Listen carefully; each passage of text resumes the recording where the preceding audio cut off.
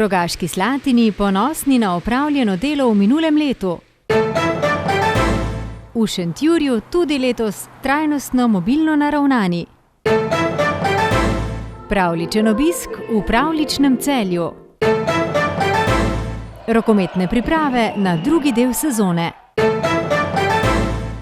Dober dan, spoštovane gledalke, cenjeni gledalci televizije Celje v naši informativni oddaji Dogodki dneva.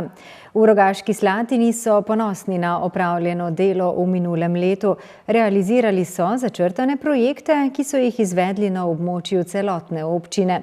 Hkrati je občina med letom podpirala različne dogodke in prireditve, kot sta Afroditin tek in dirka po Sloveniji.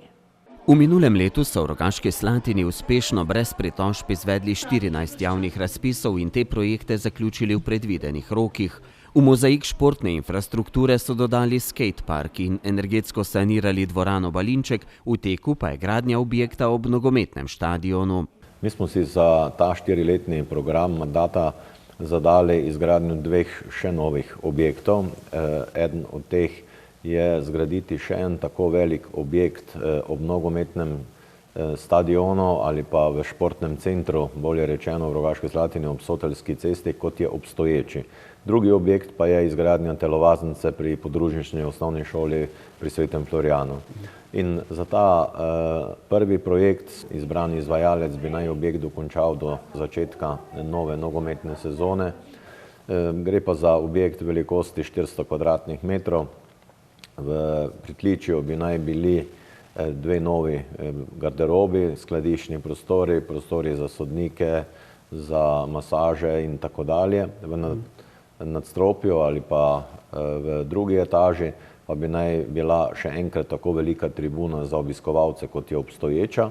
Obenem bodo uredili še 30 novih parkirnih mest. Za naložbo vredno 600 000 evrov želijo pridobiti tudi sredstva Fundacije za šport in Nogometne zveze Slovenije. Veliko so delali tudi na cestni infrastrukturi, kjer že vrsto let za boljšo pretočnost prometa gradijo krožišča. Trenutno jih imajo 7. V planu za ta 4 leta smo si zadali posodobiti še 8 križišč v tako imenovana mini povozna krožišča. Tudi ta polovico teh smo že naredili in tudi ta so pokazala torej večjo pretočnost prometa, večjo varnost. Seveda se vozniki moramo na njih v takem mestu, kot je Rogaška Slatina, ker gre za spremenjen prometni režim, še navaditi, vendar pa dlje, ko gre v večjem obsegu, občani to prepoznavajo kot dobro rešitev. Tudi v prihodnjem letu imamo namen zgraditi še 2 tovrstni križišči. Nova je tudi cestna infrastruktura, ki vodi v najbolj strnjeno slatinsko naselje Žibernik. Snovali smo krožišče ob vstopu, prenovili 150 metrov ceste, zgradili dodatna parkirišča, predvsem pa zarisali tako imenovane intervencijske dostope za vozila javnega podjetja, za reševalce, za gasilce, kar v preteklosti se je tudi po mnenju občanov večkrat zgodilo, da je zaradi neustrezno parkiranih osebnih vozil stanovalcev zgodilo, da ti dostopi niso bili prosti in vsled tega tudi ustrezne težave. In prvi cilj je bil, da to skozi ta projekt tudi odpravimo. Bil je pa ta projekt vreden okrog 180 000 evrov in smo sredstva v celoti zagotovili iz proračuna. V letošnjem letu naj bi na podoben način uredili vstop v ulico Kozjanskega odreda. Občina je lani dobila strategijo razvoja turistične destinacije do leta 2027, po 10 letih pa so sprejeli tudi občinski prostorski načrt. Ker je postopek sprejemanja takšnega dokumenta dolgotrajen, že zdaj pripravljajo nove spremembe. Nabralo se je že kar nekaj želja občanov po spremembah statusa njihovih zemljišč iz kmetijska v stavbna ali obratno. Tudi v občinski upravi imamo nekaj potreb, kjer bi to morali spremeniti. Predvsem imamo v mislih industrijsko cono ali gospodarsko cono. V spremembo prostorskega akta želimo določen del zemljišča nameniti tudi temu, vendar pa tudi tu nas čaka, kar kot še tudi tako ostale občine, potrebno usklajevanje z Ministrstvom za kmetijstvo pri spremembi statusa zemljišč in bo potrebno kar po naših izkušnjah ustrezna argumentacija, da bi do te spremembe lahko prišlo, vendar pa to pomeni tudi razvoj naše občine. In Nekaj podobnega bomo morali narediti tudi v naselju Nimno, če želimo v prihodnje zagotoviti prostorske akte za vzpostavitev Vonarskega jezera. Veliko pozornosti namenjajo promociji turizma, ki je ena od glavnih slatinskih gospodarskih panog. Letos so uredili postajališče za avtodome. V občini Šentjur že nekaj časa delujejo v znak trajnostne mobilnosti. Tako se bo nadaljevalo tudi v letu 2020.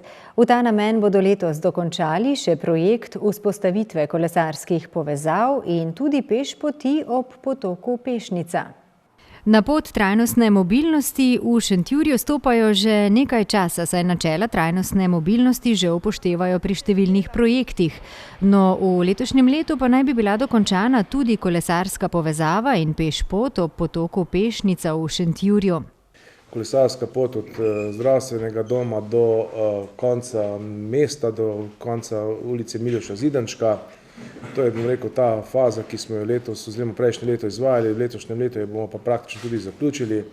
In Šentjur bo na nek način, vsaj po mojem prepričanju, zelo lepo urejen, kar se tiče, bom rekel, poti, peš poti, kolesarskih poti iz enega konca mesta na drug konc mesta, če govorimo seveda o spodnjem delu, če ne govorimo o zgornjem trgu, ker Šentjur, kot sami dobro veste, ima na nek način dve središči, en je zgornji trg, drugo je pa ta tako imenovani spodnji trg.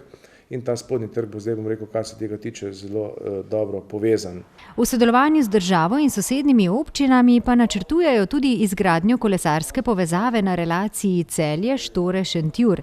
Drug projekt pa predstavlja nadaljevanje kolesarske povezave iz Šentjurja vse do Rogatca. No, v nadaljevanju želimo se kolesarskimi potmi tudi nadaljevati proti Celju in pa na drugi strani proti Šmarju. Tu smo, kot sami mislim, da veste, v kombinaciji oziroma v partnerstvu z Štorami in Celjem na eni strani in z kozjansko-posavskimi občinami na drugi strani. Te stvari se peljejo v okviru dogovora za razvoj regij. Stvari se odvijajo, sicer v resnici ljube zelo počasi, trenutno je v fazi projektiranja in pa mi že na nek način iščemo tudi zemljišča.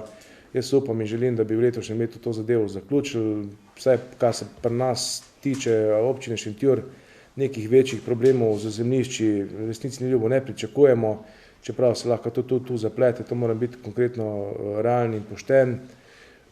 Upam pa, da nekih večjih problemov ne bomo imeli in da bomo lahko dejansko te zadeve tudi, bom rekel, strasirali in uredili, kajti to bi bilo, bom rekel, za naše kraje, pa ne samo za Šentjur, tudi za naprej in pa tudi proti Celju oziroma proti zahodu, bom rekel, kar velik korak naprej k ureditvi, bom rekel, bivanjskih, prostorskih in pa nazadnje tudi tranzitnih poti. Bodo pa v letošnjem letu v Šentjurju uvedli tudi sistem izposoje javnih koles, ki bo kompatibilen s sistemi v občinah Celje, Štore, Laško, Žalec, Zreče, Slovenske Konjice in Polzela. Na voljo bodo navadna in električna kolesa, glede na interes občanov pa bodo dodajali nove postaje za izposojo koles. Pravlično Celje 2019 je v najbolj prazničnem mesecu leta na ulice Celja privabilo okrog 140.000 ljudi.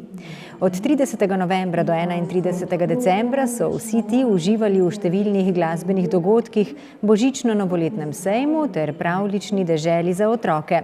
Na zadnji dan v letu 2019 se je silvestrovanja za otroke v pravlični deželi ter silvestrovanja s skupino Mambo Kings na Krekovem trgu udeležilo 7.500 ljudi. Decembrsko Celje je bilo na zadnji mesec leta znova odeto v čarobno okrasitev ter praznično vzdušje. Vseh dogodkov ter sejmov v starem mestnem jedru pa se je udeležilo ogromno število ljudi.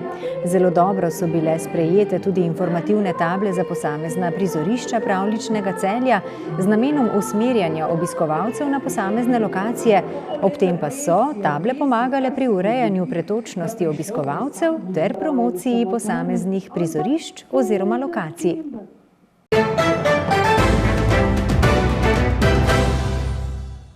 Slovenska rokometna reprezentanca bo z obračunom v petek proti Poljski odprla nastope na letošnjem Evropskem prvenstvu. Medtem mirujejo klubske obveznosti, no kljub temu pa ekipe ne počivajo. Rokometaši Celja Pivovarne Laško se pospešeno pripravljajo na drugi del tekmovalne sezone.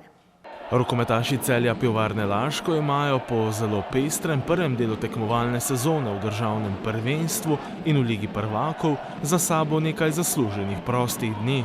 Moram reči, da je kar prijelo, po drugi strani pa je zelo hitro minilo, kot vsako leto, tako da smo že nazaj na delu. Varovanci trenerja Tomaža Ucvirka so med prazničnim obdobjem dobro analizirali prvi del tekmovalne sezone.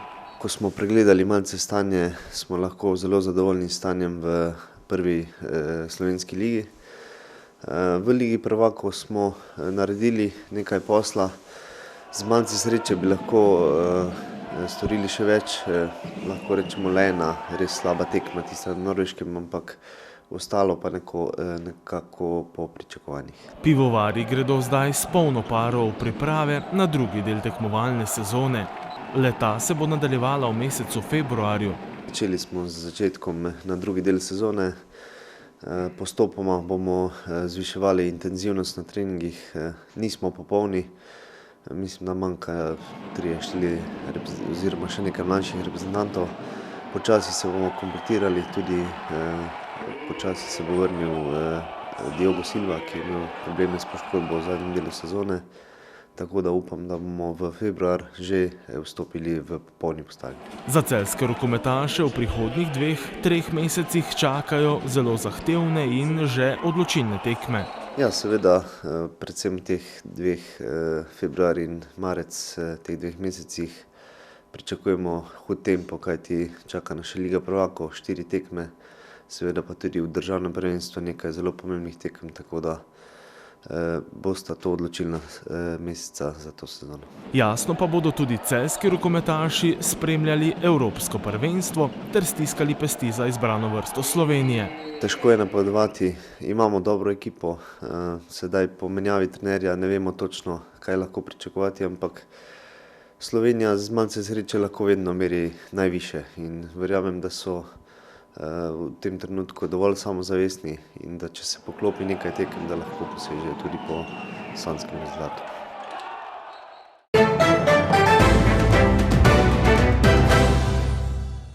Po noči se bo predvsem na severu in vzhodu prehodno pooblačilo, jutri pa bo pretežno jasno. Le v vzhodnih krajih bo sprva še nekaj oblačnosti.